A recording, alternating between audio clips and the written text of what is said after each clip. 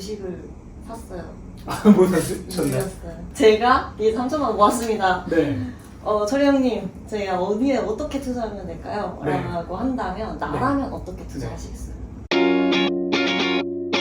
유튜브기 여러분 안녕하세요. 유튜브 변진서입니다. 오늘은 작가님을 모셔서 인터뷰를 하는 시간입니다. 오늘 제가 모셔본 분은 철이 형, 신민철 작가님이라고 하려고 했는데 철이 형이라고 불러달라고 하셔가지고 우리 철이 형님을 모시고 돈의 규칙에 대해서 이야기를 하고 또 우리 철이 형님의 인생책 이야기도 들어보는 네. 시간을 가져보도록 하겠습니다. 일단 제가 먼저 소개를 준비했거든요. 진짜요? 네, 민철이 형은 13년간 네. 만 시간 이상 공부를 하셨대요. 맞습니다. 네, 돈과 투자에 대한 공부를 하셔서 네. 뭔가 깨달음을 얻으셨나 깨달음 봐요. 하시네요. 네.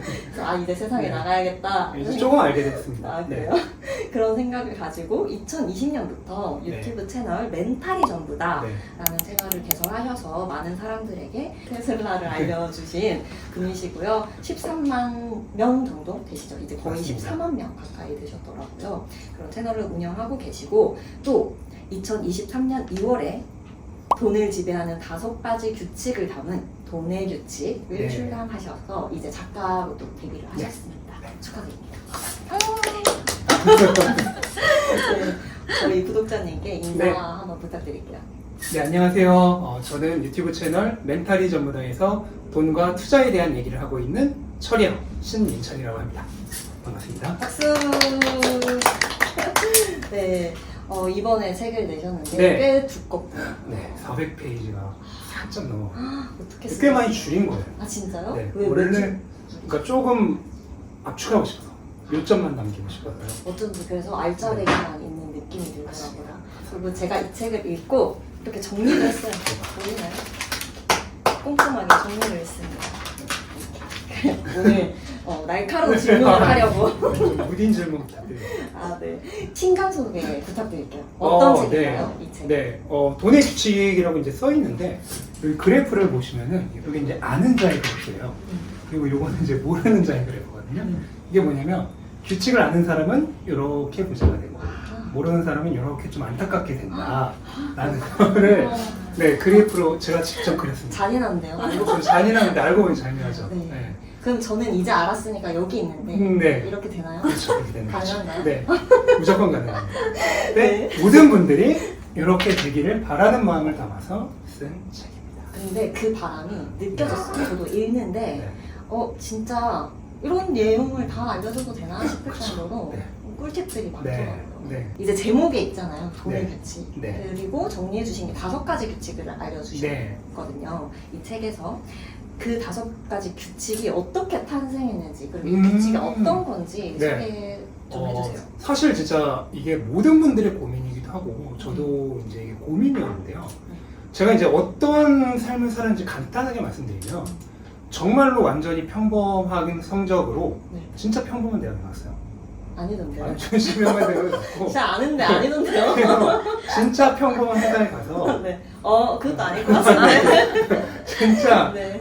평범한 월급을 받았어요. 평범에 가까운 월급을 받았거든요. 맞아 여기 네. 월급 공개도 네, 하셨잖아요. 월급 공개도 했는데 정말 평범한 월급을 받았어요. 정말 진짜 대한민국의 표준과 같은 삶을 살아왔는데 그러다 보니까 저의 고민도 항상 마찬가지였습니다. 나는 왜 늘 돈이 없을까?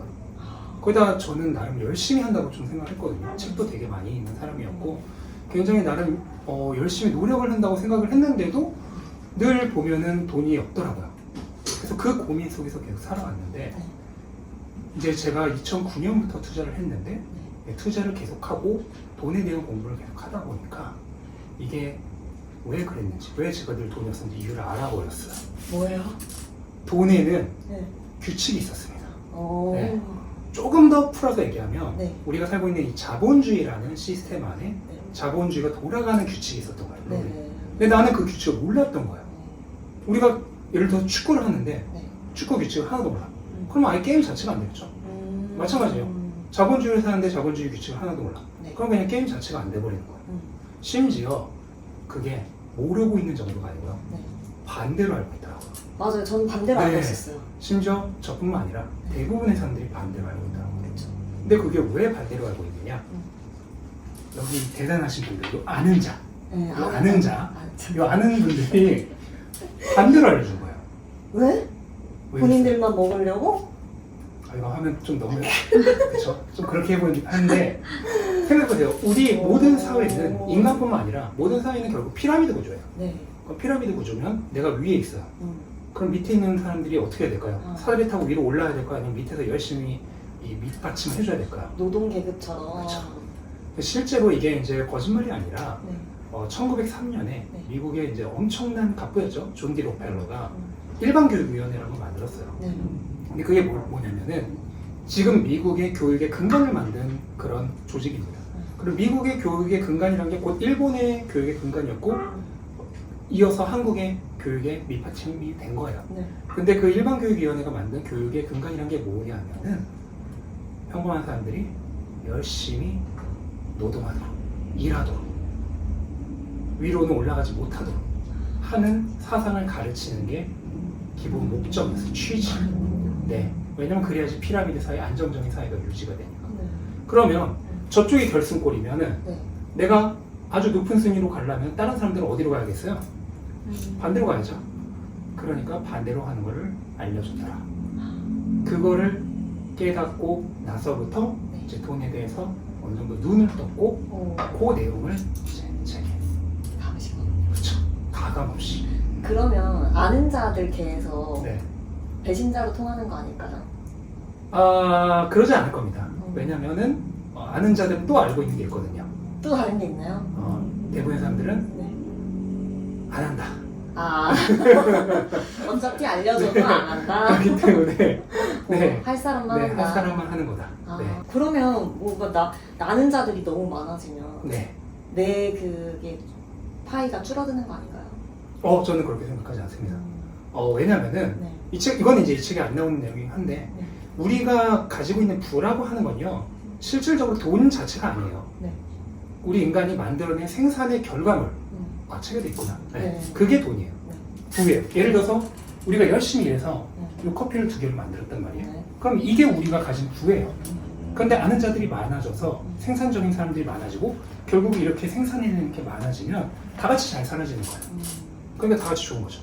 물론 나만 잘 살고 싶어 하는 그런 좀 나쁜 사람들한테는 안 좋을 수 있겠지만 다 같이 잘 살고 싶어 하는 사람들에게는 좋은 겁니다. 제가 이 책을 읽을 때 좀 네. 많이 개념이 바뀌었어요. 어떤 개념을 바뀌셨나요? 그러니까 돈에 대해서도 네. 저는 현찰, 그 지폐, 동전 이게 돈이라고 딱 생각했거든요. 네. 그리고 뭔가 저축을 네. 해야 잘 산다. 네. 그리고 빚을 내는 건 위험하다. 네. 다 반대로 이야기를 해주셨잖아요. 이 그쵸. 책에서는. 네. 그런데 가장 컸던 게 이제 돈은 구매력이다라고 맞습니다. 이야기를 해주셨어요. 깨야 된다고 생각을 해요. 네. 이렇게 네. 돈은 구매력이구나 이해를 하고 네. 살아가야 된다고 생각하는데 네. 이 부분에 대해서 좀 말로 설명해 주실 수 네. 있어요? 일단은 방금 전에도 말씀드렸지만 우리가 숫자가 돈이 아닙니다. 그래서 내 그 통장에 네. 뭐 1억이 쌓였다, 2억이 쌓였다 이런 숫자가 쌓이면 우리는 이제 돈이 늘어나는 거로 생각을 하죠. 그래서 열심히 돈을 벌어서 은행에 저축을 하죠. 네. 근데 그게 착각입니다. 이게 왜 착각이냐면 우리가 돈에 일반적으로 그 돈이 가진 구매력을 측정하는 가장 최고의 바로미터가 금값이에요. 금값. 근데 이 금값이 1971년에 35달러였어요. 근데 지금 얼마인 줄 아세요 혹시? 아니요. 모르죠? 몰라요. 네. 2,000달러입니다. 2,000달러. 몇 그러면 배나 대략 52년 동안 연평균 8.1%씩 금값이 오른 거예요. 8.1이면 네. 엄청난데요? 그러면 금에 대한 네. 달러의 구매력이 그만큼 약해진 거예요. 왜냐면 옛날에는 금을 하나를 사기 위해서 35장의 1달러 지폐를 가져가면 됐어요. 네. 근데 지금은 금 하나를 사기 위해서 2,000장의 달러를 가져와야 된다는 얘기예요. 달러 가치가 그만큼 하락했다는 얘기죠. 그러면 연평균 8.1%를 역으로 100 나누기 108.1에서 네. 달러의 구매력이 몇 퍼센트 하락했냐 측정을 하면은 연평균 7.5%씩 구매력이 하락했습니다. 이 얘기는 뭐냐면 내가 올해 100만 원으로 살 수 있는 거는 내년이 되면 108만 원이 되니까 내 100만 원은 지금 실질적으로 1년이 지나면 지금의 92만 5천 원 정도 수준으로 네. 구매력이 감소된다는 거예요. 실질 구매력. 내가 살 수 있는 가격. 네. 근데 금으로 보면은 8.1%인데 네. 실제는 그 정도가 아니에요. 부동산 같은 경우 전 세계적으로 평균 8.8%. 연평균. 더 많이 떨어지네요. 주식은 10.5%. 거기다가 주식은 또 배당금이 나오죠. 그 배당금을 재투자한다는 기준으로 하면 연평균 12%씩 물가가 상승해 왔습니다. 그럼 달러 구매력은 금으로 환산했을 때보다 실질적으로는 더 많이 하락을 했다는 거예요. 구매력을 사야 된다고 치면 돈을 가지고 있으면 안 되고 네. 금을 사거나 주식을 사거나 네. 이렇게 해. 구매력이 보존되는 대상을 사야 하는 거죠. 아, 네. 장기적으로 갖고 있으려면. 주식을 샀어요. 뭐 사셨나요? 샀어요. 애플이랑 네. 엔비디아 이런 아, 네. 어떤가 괜찮나요? 아, 네, 뭐 좋다고 봅니다. 아 그래요? 아 근데 뭔가 흔쾌한 대답이 아니에요? 아니, 뭐, 무난하다고 봅니다. 아 무난하죠. 죄송합니다. 네 그리고 저 또 재밌었던 게 있어요. 네. 냉치산 법칙이 여기 책에 네. 나와요. 네. 근데 이게 이제 사람들에게 가치를 제공할 수 있는 그런 자산을 사야 네. 된다라는 의미잖아요. 냉면, 치킨, 삼겹살. 네. 그 네. 궁금한 게 냉면, 치킨, 삼겹살을 선택하신 이유가 뭔가요? 거기에 사실 답이 다 와 있어요. 네. 네. 어. 제가 방금 전에 네네. 그 화폐 구매력이 연평균 7.5%씩 계속 떨어진다고 했죠. 네네네. 그러면 그 화폐로 바꿔야 되는 물건이나 자산의 가격은 반대로 오른다는 얘기입니다. 더 많은 돈을 가져와야 되니까. 네네네. 그런데 모든 그런 자산의 가격이 오를까요? 그러지 않죠. 오르는 애만 오릅니다. 네. 그럼 그 오르는 애가 뭐냐는 거예요. 자, 냉면 가격이 지금 제가 얼마 전에 네. 그 어플로 주문하려고 배달을 시키려고 봤더니 네. 10,000원이 넘었어요. 냉면이? 네. 네. 어이가 없죠. 네. 그런데 생각해보세요. 10년 후에 가요. 그럼 냉면 값이 다시 과거로 돌아가서 5,000원 돌아갈까요? 아니죠. 없죠. 20년 후에는 2만 원이 되었으면 모를까 5,000원 다시 돌아갈 일은 없어요. 그렇죠. 그럼 냉면 가격은 왜 오를까요? 물가가 올라서? 물가가 오른다고 모든 게 오르지 않습니다. 네. 냉면은 가치가 있어요. 사람들이 좋아해. 이 책에서 배웠어요. 아, 그렇죠. 제대로 안 읽었나 했네요. 잠깐. 아니야. 잠깐, 네. 네네네. 망상할 뻔했어요. 네. 10년이 지나도 20년이 지나도 사람들이 냉면을 좋아해요. 맞아요. 사람들에게 가치를 주는 거죠. 계속해서. 치킨도 마찬가지죠. 10년 후, 20년 후에도 가격 돌아갈 일 없겠죠. 더 많이 오를 것 같아요, 치킨은. 치킨이 2019년에 네. 제가 이제 국내에서 가장 유명한 치킨이죠. 네. 배달비까지 포함된 우리 집 앞까지 오는 가격이죠. 네. 를 찾아봤더니 17,000원이더라고요. 근데 최근 얼마인 줄 아세요? 제가 어저께 아무래도 넣어봤어요. 네. 시켜봤더니 21,500원. 근데 그게 끝이 아니에요. 뉴스를 봤더니 네. 얼마 후면은 이걸 2,000~3,000원 더 올린대. 그럼 2,000원 오른다 그러면 23,500원이에요. 그러면 4년 만에 네. 연평균 8.4%씩 오른 거예요. 그럼 제가 아까 화폐 구매력이 연평균 몇 퍼센트 떨어진다고 했죠? 7.5. 7.5%. 그럼 연평균 8.4%씩 치킨 값이 올랐다는 것은 치킨에 대한 원화의 가치는 연평균 100 나누기 8.4니까 7.7%씩 떨어진 거예요. 거의 똑같죠? 네네. 실제로 우리가 가진 돈의 구매력이 매년 7에서 8%씩 계속해서 하락하고 있어요. 무섭다. 네. 근데 치킨도 마찬가지로 이렇게 가격이 오를 수 있었던 이유는 사람들이 좋아하니까. 삼겹살도 마찬가지겠죠? 네. 그러면 만약 내가 주식을 산다 그러면 어떨까? 똑같이 생각해 보는데 애플은 아까 애플 물리셨다고 했는데 물리지 애플은- 않았어. 물리지 않았어. 살짝 아, 플러스. 살짝. 그럼 애플은 5년 후에도 사람들이 여전히 같이 줄까요? 네. 그렇게 생각하죠? 네. 저도 그렇게 생각해요. 확신을 해요. 저도 확신해요. 그러면은 렌치상과 똑같이 가격이 오르는 겁니다. 화폐 가치가 하락하는 만큼 가치가 증가하는 겁니다. 그게 바로 렌치상의 법칙입니다. 네. 그러면 그 냉치삼을 보는 눈이 네. 필요할 것 같아요. 네. 그러니까 저는 애플밖에 못 보잖아요. 지금 더 네. 좋은 게 많다고 하셨잖아요. 더 좋은 게 내 눈에 보여야 그게 좀 괜찮은 네. 거잖아요. 그거 어떻게 볼 수 있나요? 근데 그걸 뭐 열심히 공부하세요 이러면 너무 뻔하고. 네. 근데 아까 하신 그 접근 방법이 맞아요. 본인이 잘 아는 것부터 먼저 시작을 하는 거예요. 네. 내가 애플을 좋아한다? 그럼 애플 주식부터. 그 다음에 스타벅스를 좋아한다? 스타벅스 주식부터. 하는데 문제는 그걸 좋아한다고 해서 사는 걸로 끝이 아니라 네. 좋아하면 우선 조금 사보세요. 네. 그러면 이제 관심이 좀 생기잖아요. 내 돈이 들어갔으니까. 네. 그럼 그때부터 본격적으로 공부를 시작하는 거예요. 예. 이렇게 돈의규칙 같은 책도 보고. 네. 도움이 많이 됩니다. 아, 네. 여러분. 이 책을 보면서 공부를 시작을 하면서 네. 조금씩 넣는 돈이나 네. 이런 범위를 확장시켜 나가는 거죠. 네. 전 그것도 도움이 많이 됐어요. 어떤 거요? 돈을 나눠서 이제 사라고 했잖아요. 맞습니다. 저는 근데 그걸 기간을 생각을 네. 못 했거든요. 네. 초단기, 단기, 중기, 장기를 나눠서 네. 샀어야 되는데 네.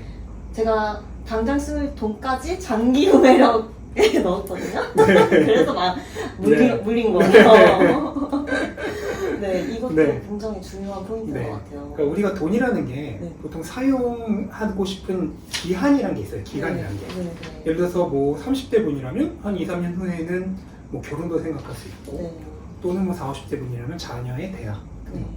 이렇게 돈마다 사용 기한이라는 게 정해져 있거든요. 네. 그런데 이 자산이라고 하는 것에는 특성이 있어요. 어떤 특성이냐면 방금 제가 화폐는 장기적으로 무조건 가치가 계속 하락한다고 그랬죠. 네. 그렇다고 해서 단점만 있는 게 아니에요. 장점이 있어요. 단기적으로는 가치의 변동이 심하지 않아요. 그 얘기는 뭔 얘기겠어요? 내가 한 달, 두 달 뒤에 쓸 돈이라면 네. 화폐로 보관해야 된다는 거죠. 아, 장기적으로 구매력이 낮아지는 건 나랑 아무 상관이 없어요. 그쵸. 단기적으로 쓸 거니까. 네, 네. 네. 반면 아, 한 2, 3년 후에 쓸 돈이다. 네. 그러면 어떤 게 좋을까요? 가치 변동이 너무 크면 안 되죠. 2, 3년이면 그렇게 먼 미래는 아니잖아요. 하지만 그렇다고 하더라도 연평균 7.5%씩 구매력이 감소하면 그건 좀 크죠. 네. 3년이면 거의 20%가 감소한다는 건데. 그러니까 가치 변동을 심하지 않으면서 동시에 구매력 감소도 어느 정도 막아주는 그런 자산을 사야 되는 거예요.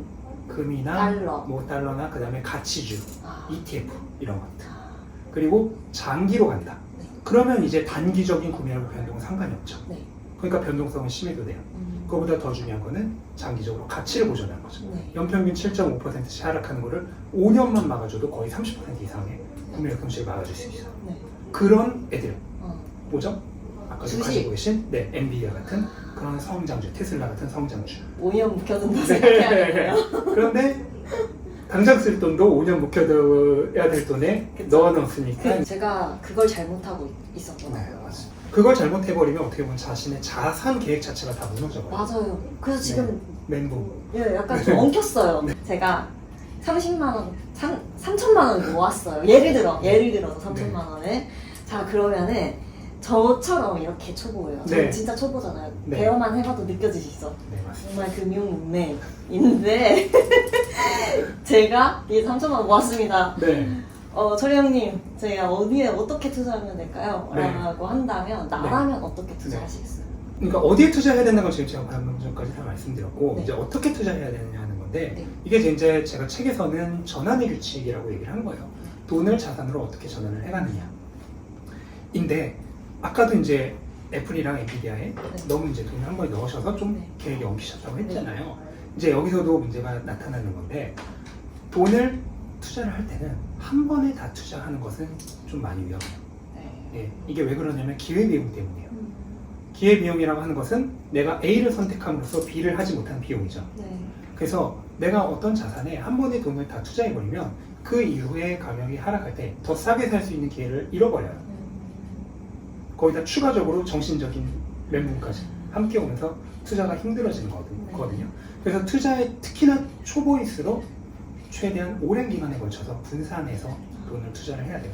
예를 들어서 비트코인 아시죠? 비트코인이 그 최고 비싼 가격 대비 바로 한 달 전까지만 하더라도 거의 70%가 하락했었어요. 네. 근데 그렇게 어마어마하게 하락했으니까 당연히 비트코인을 투자한 사람은 엄청 손해를 볼 거라 생각하잖아요. 네. 그런데 1년 동안 네. 매일 똑같은 돈을 사는 사람이 있다고 생각해요.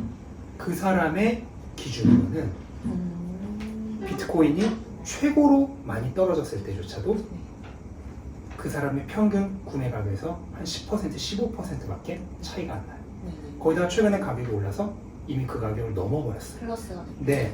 그러니까 심지어 70%가 떨어진 자산조차도 장기간에 걸쳐서 분할 매수를 하면은 네. 그 위험성이 엄청나게 줄어요.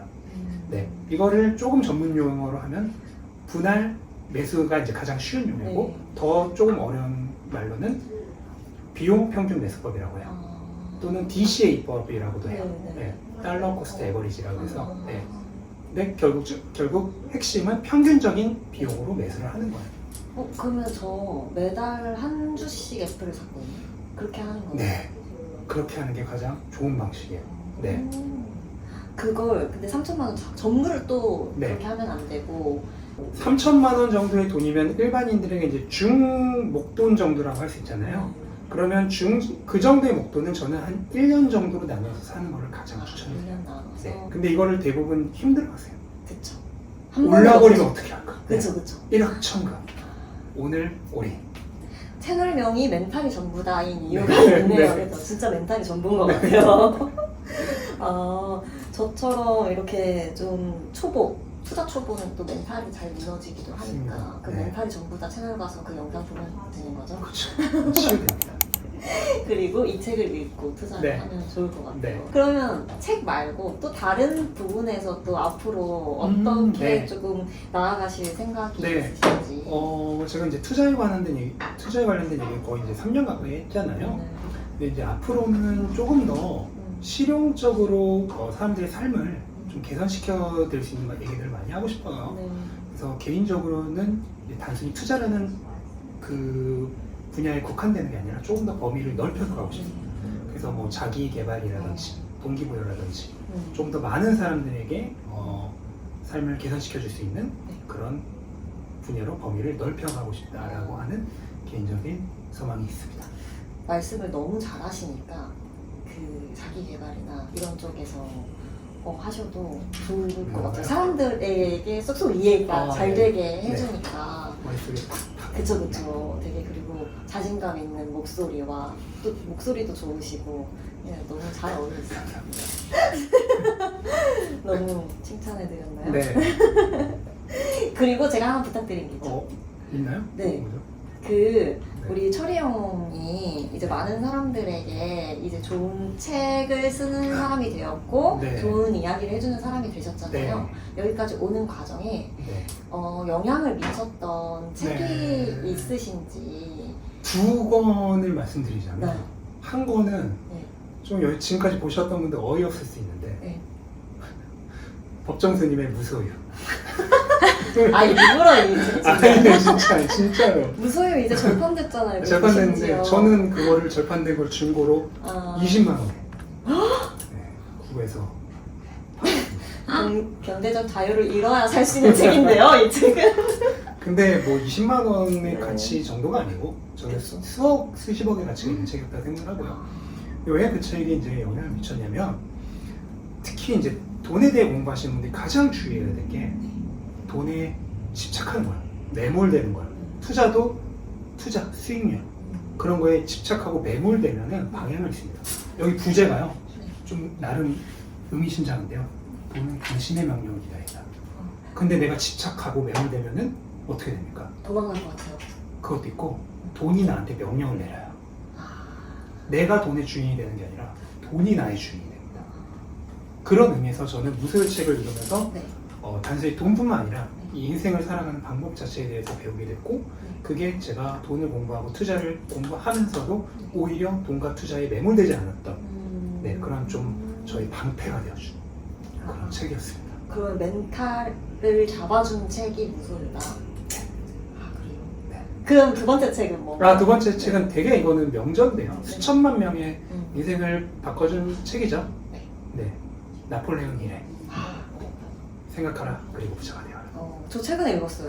진짜요? 네. 정말 이거는 누구나 읽어봐야 되는 책이라고 생각합니다. 그래서 이 책은 뭐 그냥 요점만 얘기하자면은 삶과 그 성공을 대하는 마인드셋 자체를 바꿔주는 확립시켜주는 그런 책이다. 이 책을 읽고 나면은 여러분의 태도가 바뀝니다. 그래서 한 번쯤 꼭 읽어보셨으면 하는 책입니다. 좋은 책 두 권을 소개를 해주셨네요. 그러면 오늘 총 3권의 책을 네. 여러분은 얻어가신 거예요. 축하드립니다. 네, 오늘 이렇게 책 이야기도 해주시고 인생책 이야기도 해주시고 돈의 규칙에 대한 이야기도 해주셨는데 어떠셨나요 오늘? 책을 많은 분들에게 소개해준 이 시간이 정말 너무 뜻깊고 감사했습니다. 네. 그러면은 제가 또 다음에 다른 책 내시면 또 나와주시는 걸로 네. 약속을 받고 네, 이 영상이 도움이 되셨다면 구독과 좋아요. 더 자신감 있게 진짜요? 네, 이 영상이 도움이 되셨다면 구독과 좋아요. 네, 알람 설정까지 꾹꾹 눌러주시고 저는 다음에 또 다른 책 이야기로 찾아뵙도록 하겠습니다. 감사합니다. 안녕. 안녕.